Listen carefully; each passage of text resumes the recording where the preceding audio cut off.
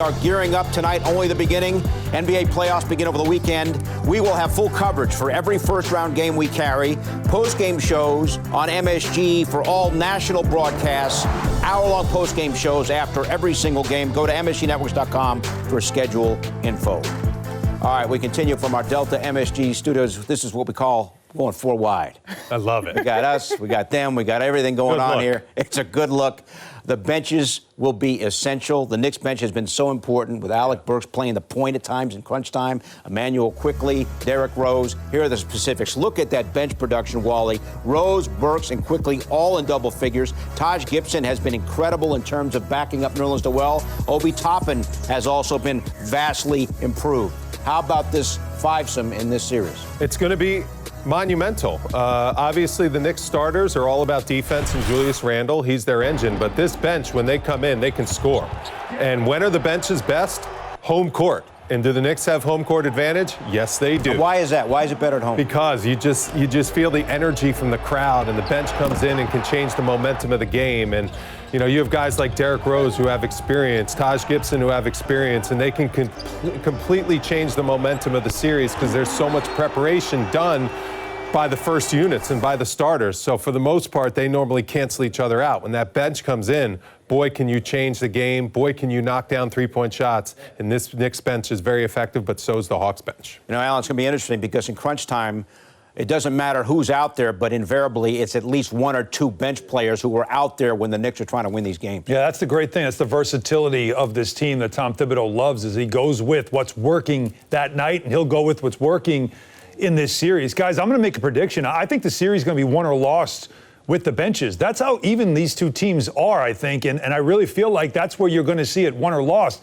And Monica, I'll tell you what, when you talk about home games for the Knicks, let's not forget that when the Knicks play in Atlanta, there's a lot of fans down there that are Knicks fans. Yeah, this is a brand that travels. And now, listen, I know you guys have talked about the bench and you've talked about experience, but I'm going to go bench and a little bit of less experience, and I'm talking about IQ when it comes to this matchup. We saw his season numbers, right, averaging 11 points per game. But against the Hawks, that's up to 17 points per game and 3 assists per game. I think that this is a great opportunity for him to step in. If he can handle the basketball, not turn it over, get out in transition in spots and put pressure on that Atlanta Hawks defense, because he can finish as well. And if he can get to the free throw line, y'all know he shoots just a shade under 90% from the free throw line. So I think that this is actually an opportunity for IQ to come up with some big-time moments in this series. All right, so Quickley was excellent against Atlanta. Alan, you look at the Hawks bench, you mentioned it a little bit, but how about the veteran scoring with Danilo Gallinari, the former Knick, and Lou Williams, who they got midseason in the trade for Rajon Rondo? You've got Gallo, Kevin Huerter has been excellent, Lou Williams, and don't forget, Alan, about Solomon Hill. But Williams and Gallo, that is tremendous veteran firepower off of Nate McMillan's bench. A lot of playoff experience with them, including Lou Williams, who's got a ton of 71 games experience. I remember when he was traded to Atlanta, he almost said, I'm done. I'm just not going to play anymore. And then he decided, all right, I'm going to play. And, boy, they really love having him because he's instant offense, a veteran scorer. And speaking of which, how about Gallo? We know him well, of course, the former Knick draft pick, the guy that can shoot. All these guys are, by the way, three-point shooting coming off the bench. You've got to be ready. You think the Knick bench comes in and shoots and scores and gets you a lot of offense?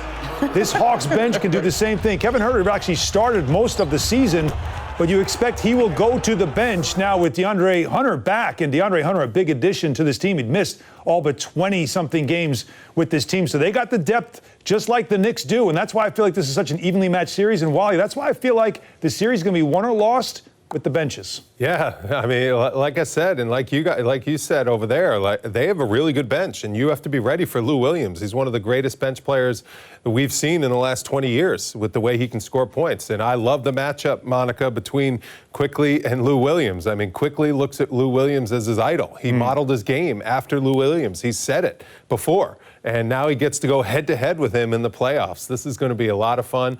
The one thing Emmanuel Quickley has to not do is everyone thinks you're a rookie. You're not ready to play in the playoffs. Don't think like that. Just go out there, play your game. Just don't get overwhelmed by the moment. Obviously, Lou Williams has the experience, but Emmanuel Quickley can play, and he has to prove that in this series.